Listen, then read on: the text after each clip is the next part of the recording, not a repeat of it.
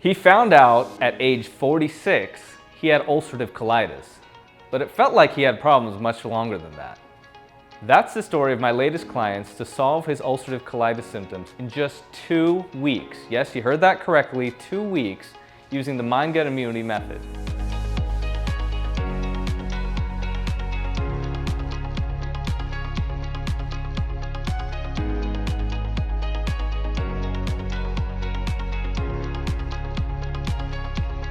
Hi, I'm Dr. Dasari, a surgeon who specializes in reversing gut microbiome dysfunction. I'm thrilled to share we're now in our 12th year and have expanded our global footprint. We've assisted clients around the world in different time zones, and these individuals continue to successfully manage gut inflammation and autoimmune disease without medication. If you want to learn more about our approach, visit mgiclinic.com to schedule a call. We've got exciting updates for 2025, 2026, and beyond based on the latest research findings for IBD. These updates are getting great results, as you'll see here. My client was able to become disease-free in just 2 weeks. He had perfect execution starting day 1. And here, you'll see a little bit about what we're talking about. Like you were saying, I was diagnosed like 5 years ago with ulcerative colitis, but I would suspect that I really had it for many years. I had the symptoms. I just didn't know it till I got my colonoscopy when I turned 46, I think, at the time. And I've had it for a long time. I've had the abdominal pain, and it was debilitating for many years. So got the diagnosis, and I was doing whole foods for a while and trying to stay away from problem foods. And it was okay for a while, but then, flare-ups still happened. And then my most recent flare-up was really bad, the worst I've ever had. So that's when I reached out to you. I came across your videos, and I was like, this sounds a lot like what I need, because I believe, a good part of it is the nutrition, along with the balance of getting your mind in the right place and how you deal with stress, because that's so much triggers the gut. And your plan has been really helpful in doing that, kind of a holistic look at everything. But to your question, I have never felt better. I feel awesome. I got my energy back. I'm back in the gym working out, and I'm anxious to get riding my bike this season. That's great. And I just wanted to tell you, so we're in week 4 right now, right? But I wanted to ask you, because I was stunned by how fast your symptoms disappeared. Like, you're symptom free now, but take me through this journey. Like, if you could pinpoint a day or a date or like a time span when you realized, like, hey, I don't have any symptoms. When was that? Like, what week was that in the program? I'd say it was as early as a couple weeks in. Yeah. And I've heard other people, 3 or We've 4. had that, by the way. We've had people within 2 weeks like symptom free, and we're just like, wow. I mean, we know it's fast, but sometimes people even exceed our own expectations on that. Yeah, I'm glad to be on that side of it.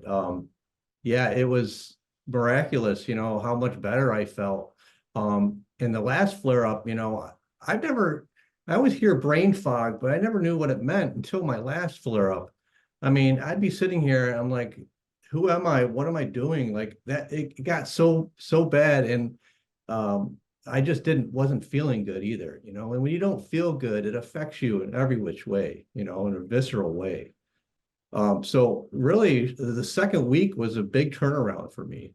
This my symptoms just kind of went away. I know. I was Um, looking at your poop pics, right? Because you send me these things every day, right? Every time you poop, you got to send it to me. And I'm looking at it. I'm like, Ron, I was looking at these photos. I was like, how are you feeling, man? And you're like, actually, really good. I was like, man, that's yeah, fast. It was so yeah, fast. it really was. And and I didn't send you pictures of, of before I had it, and it was bad. And to speak to that, it's pretty amazing. Like the poops I have feel healthy now too. Like Mhm. I'm not, there's a decent amount I'm delivering, if you will. And it feels Mhm. like a healthy amount. Like I feel like a kid again. Mhm. Whereas before it was always like a struggle. or, you know, I'd get a little bit out and 10 minutes later, it still feels like I have to go again. It was just kind of always there. But now you know, I empty my bowels and it feels complete, you know. Yeah. That's different. That's really changed in my bowel movements.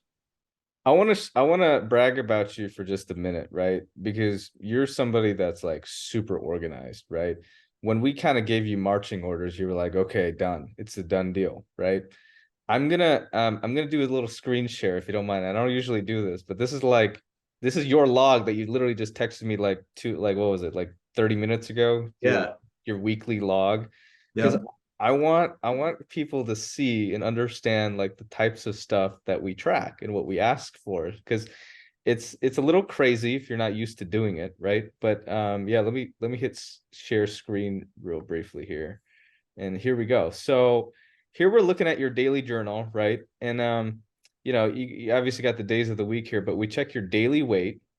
We're checking the sleep, not only the time that you've slept, but if you're able to calculate how much deep sleep or recovery sleep you've had, right? The types of exercise you're doing, and we do like exercise. Obviously your supplements, and then here you got your food journal, right? and and Yep.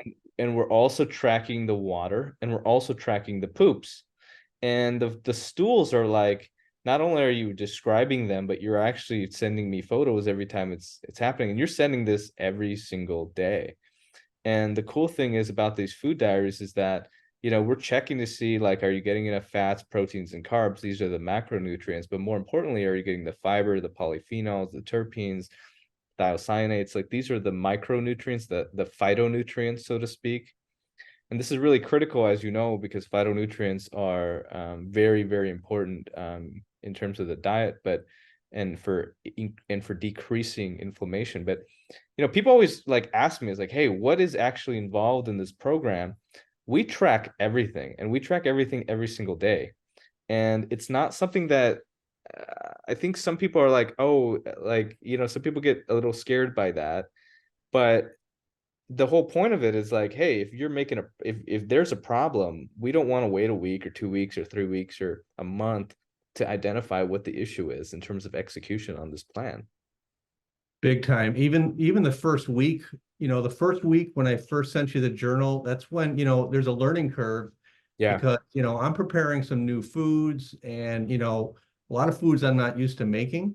Mhm. And it was awesome the first week because, yeah, you are looking at all that. And those are all the important details, I think, that help our condition.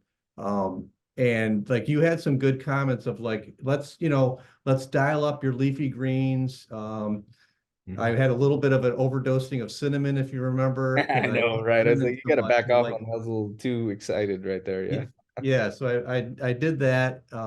And so that kind of feedback is really comforting, you know, to know that you're looking at all that and responding to it. So that was super helpful. Yeah. I think optimizing the regimen is really key, especially in the first couple of weeks.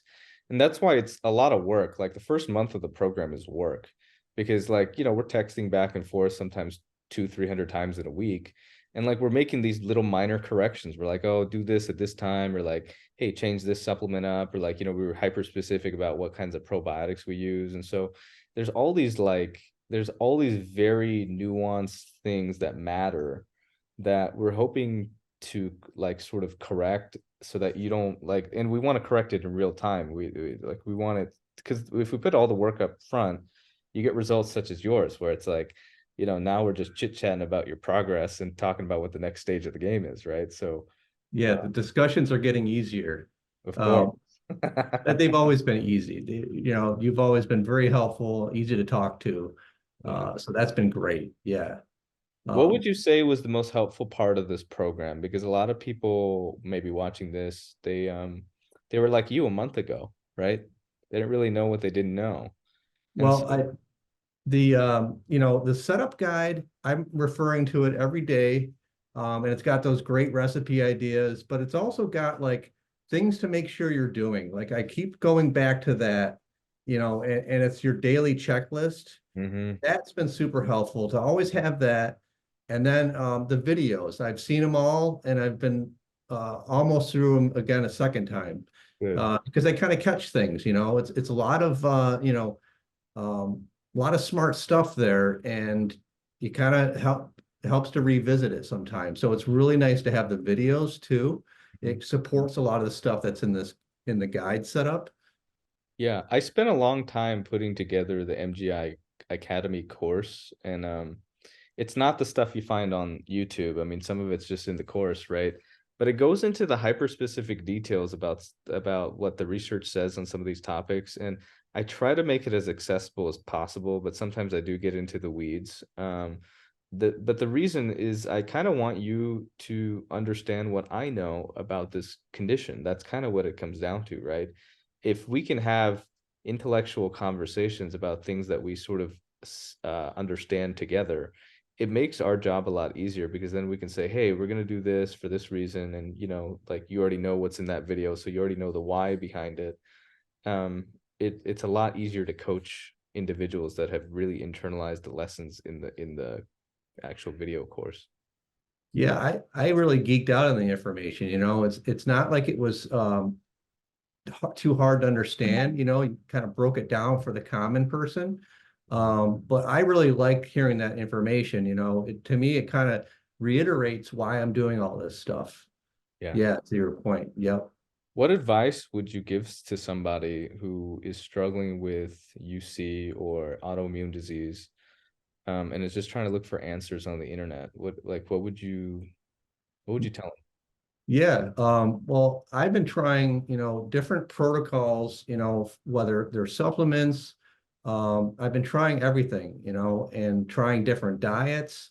Um, but in the end, I think what I would tell anybody with UC is, you really need to take a holistic look at everything, because I know that the cause of UC is unknown technically, but I think we're kind of unlocking the reasons why people get UC, and the mind gut immunity kind of covers that, because it is very much a visceral internal thing, with your tied into your vagus nerve and how you react to things, going into fight or flight mode.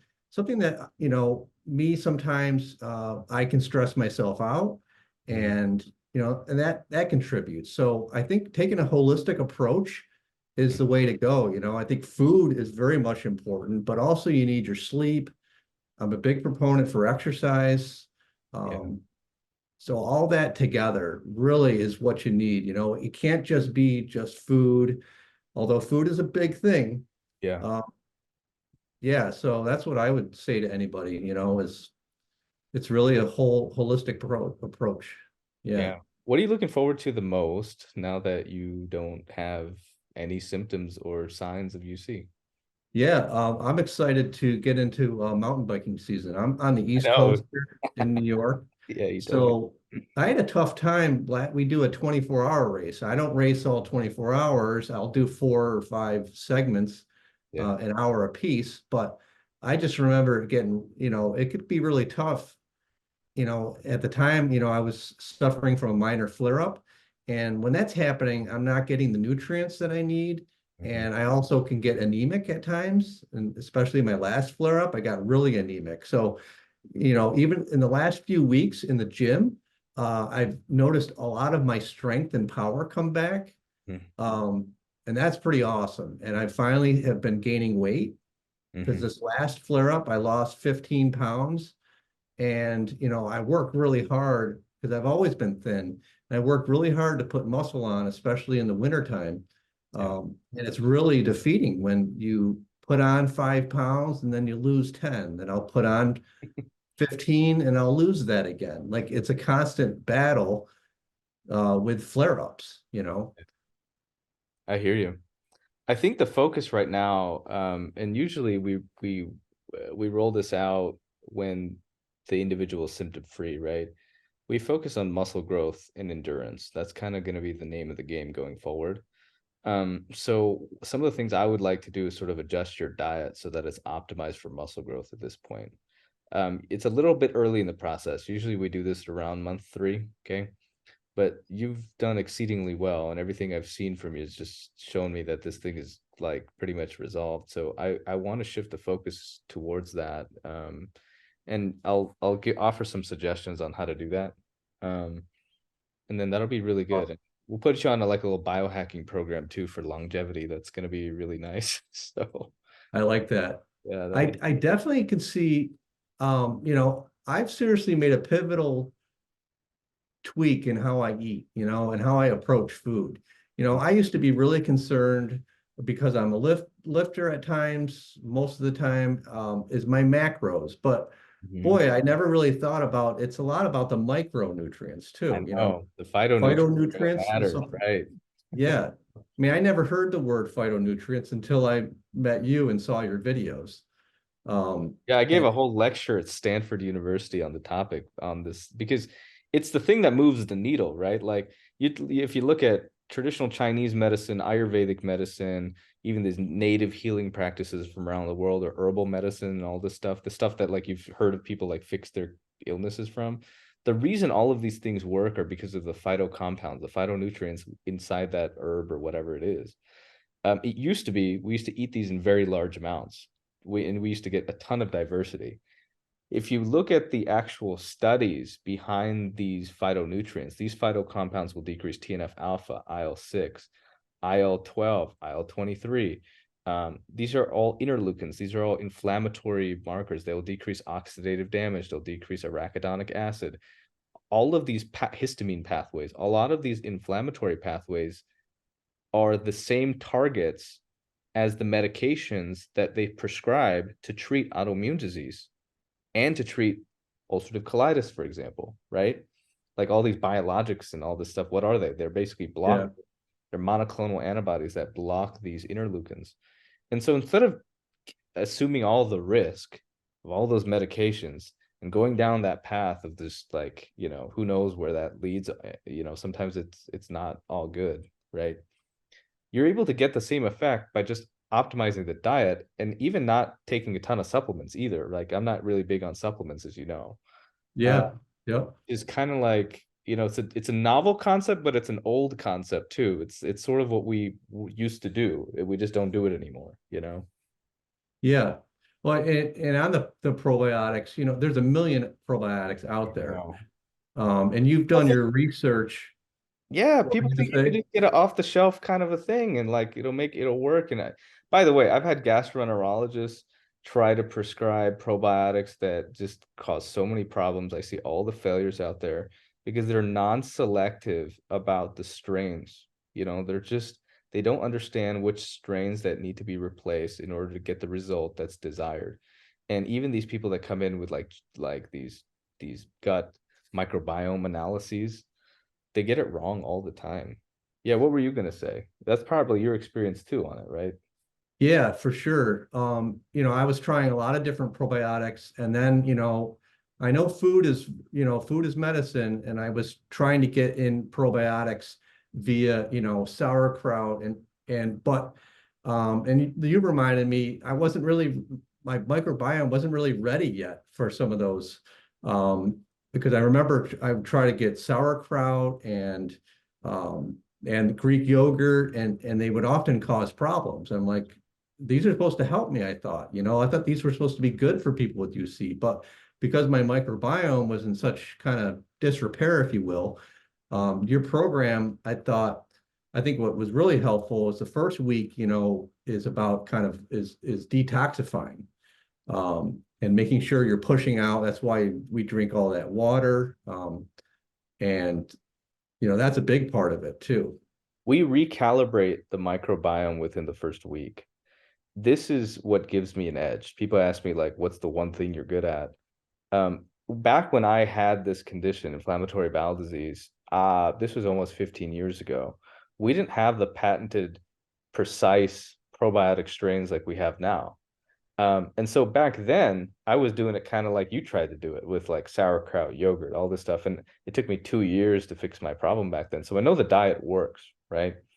But the interesting thing is that ever since these new probiotics, and I've tried all like a ton of different probiotics over the years, right? Like even all the big brands, the ones that the GI guys want. When I Yeah. when I found these 4 particular strains, and they're coming out of Japan, and I found that they had patents, and I found that they, if you look at the clinical papers, like the white papers surrounding these things, it's like it's very specific about how they digest sucrose and fructose and lactose, how they generate short chain fatty acids, which heal the colon, how to lay down a biofilm to prevent, can competitively inhibit the bad bacteria, how they can pass through your gastric acid and actually colonize and get to the place that they need to get to. Oh yeah, and they have like tons of data for visceral hypersensitivity and these symptoms that are associated with inflammatory bowel disease as well as autoimmune disease. It dawned on me that not a lot of people have this knowledge. And actually, even like practitioners doing this on a research level or at like these big universities, they don't actually even have as much experience as I do as on modulating the gut microbiome in such a targeted fashion. You get what I'm trying to say? Yeah, yeah. I think I've developed now like the largest data set to date for these types of kind of approaches, and so it's just very interesting. Very interesting. And this was just, kind of something that I've been doing in my practice for a number of years, and it's now available to everyone now, which is great. I notice too, though, I don't know if it's the food I'm eating, or very much the probiotics, and that is my It's mind. both, Ron. Like, It's yeah, both. Yeah, it's the both. Angelon effect. Yeah, It's I feel a lot. I've never had such sharp thinking, and I'm also, things don't phase me like they used to. Like, I was in a crowded store the other day, super crowded, and it would freak me out, but I was fine. Like it's amazing how much I feel at ease with everything now too. I think it's, taking the holistic approach, making sure I'm getting my sleep and exercise. I gotta beat myself up in the gym a little bit, but I think the human body wants to be pushed a little bit, and yeah. that's where you You get the have to good muscle response. when you build muscle mass. The muscle itself, everybody thinks of muscle as being like this mechanical organ. It's actually its own endocrine organ. It secretes these hormones, it secretes anti-inflammatory cytokines. So having more muscle also means that you have more resilience against autoimmune disease, against inflammatory bowel disease. It will help you in the long run. And that's why we shift our focus later in the program. Like, beginning of the program is always like, well, let's get the symptoms under control. Yeah. Um, as I mean, you've just you were there at 2 weeks, right? Like 2 weeks later, you're pretty much there. So now our entire focus needs to be on increasing lean muscle, on doing things that will increase your longevity. So some of these little biohacking things I'll send to you. But and these things are evidence-based. These things have very good data behind them. They are a little bit basic, but they are very high yield. And I think that when we focus our energy and attention on that long term on this, is like this will be in your rear view mirror. I like that. I, Yeah. I like what you said too about, really you need to concentrate on your fast twitch muscles. Mhm, Those are, which is different than, in the summertime, I do a lot of riding, mhm. and that's slow twitch. It's like similar to I running. know the continuous cardio, man. I'm not a huge fan of steady state cardio. And I think there's data on this now. Like there's a bunch of these gurus on the internet talking about it too. Yeah, I've Like seen it. Yeah. yeah, it's not good for muscle building or cortisol. It's not good for anything actually. It's good for riding competitively, I think, but I think in the health scheme of things, we need to really focus on increasing muscle mass and not and really just strength training, resistance training, hit training, fast twitch, that sort of thing. Yeah, and I'd like to continue lifting all year round, is I think is what I need to do. A lot of times I would kind of taper off, and then I'd be just riding. And Yeah. then I'm like, well, my muscles are gone. I have to start over again in the fall. Yeah, And because riding is actually a catabolic process. Resistance training is an anabolic process, right? And if you pair with that a diet that's optimized, you've been through this before, right? Like you're through, when your muscles are going up, when they're coming down. You actually want to keep your muscles up even when you're riding, you know? yeah, yep, That that makes that should sense. be the goal. Plus you're just healthier and stronger too, Yeah. when I really push myself, sometimes, I can get sick easily if I don't get enough sleep, if I'm doing just too much cardio, So Hmm. it's really, yeah, I think it's the biking is fun for me, so I should leave it fun and make sure I get my, strength training in too, so I don't lose my muscle mass, especially now that I'm 52, something Yeah. I think about all the time. Well, that's great. You're doing great. We'll keep working at this. All right, that's the end. If you think this video will help someone you know, be sure to share the link with them. Leave a comment below discussing your experience dealing with gut inflammation and autoimmune disease and some of the challenges you're facing. Also, if you can follow for more content, it helps this channel reach more viewers. As always, is Dr. Chanu Dasari with Mind Gut Immunity Clinic, and I'll see you next time.